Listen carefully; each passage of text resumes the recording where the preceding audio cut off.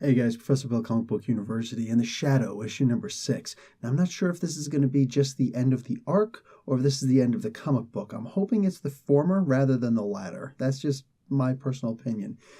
Guys, it's not too often that we get a comic book where we get to see a good hearkening back to the original. All right, look, there was a lot that was very different about this version of The Shadow. There was a lot that was very updated, but at the same time, this is one of the original Shadow style stories where I can actually read this comic and actually hear in my head the voices of the radio.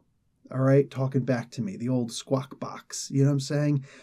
You can go on YouTube and you can hear a whole bunch of the Shadow stories that are played like audio only. You can go back and read a bunch of the old penny, they're actually dime, the old, penny books, the novels that had the stories of the Shadow. And this really reminds me of that.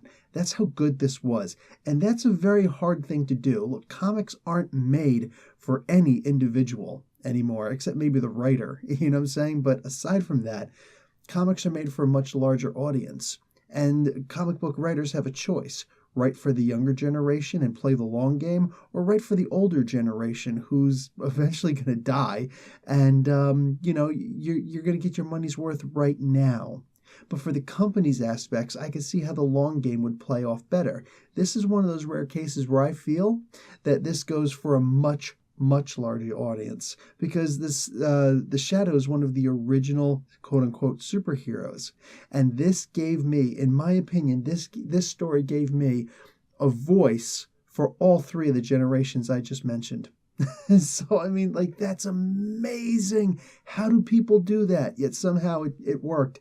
The Shadow is also very fresh. It wasn't just the original Shadow.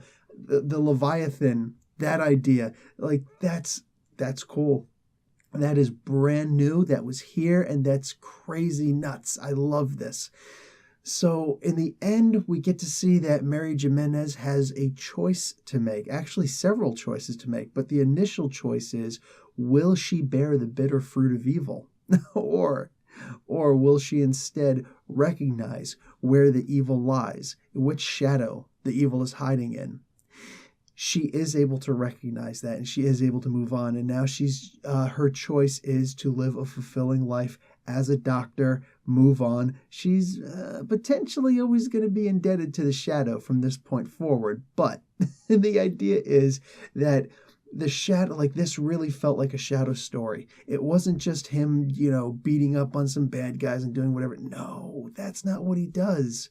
He's all about seeing the choices that other people are going to make. And when they've made the wrong choice, and that's it, there's no turning back, he turns the clock back. And he goes and he basically, takes care of the person. Usually involves killing them, but this was great. This was absolutely fantastic.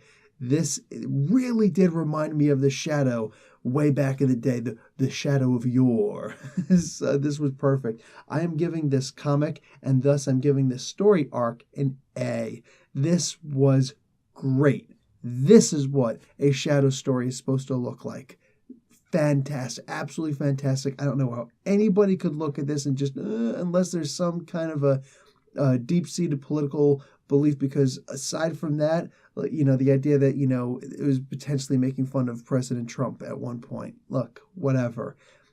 I read this and the visuals and everything, and I just thought, I don't see how anybody from any age group could ever complain about how good this comic book was. This was great. It explained only enough to keep you interested, and after that, it just kind of left you to think, well, what exactly does this all mean? I love that. I love that. Because I don't need a story handed to me. They kind of just, here you go. Tell me what you think. And boy, did I ever. All right, guys. Professor Bill, Comic Book University. Class dismissed.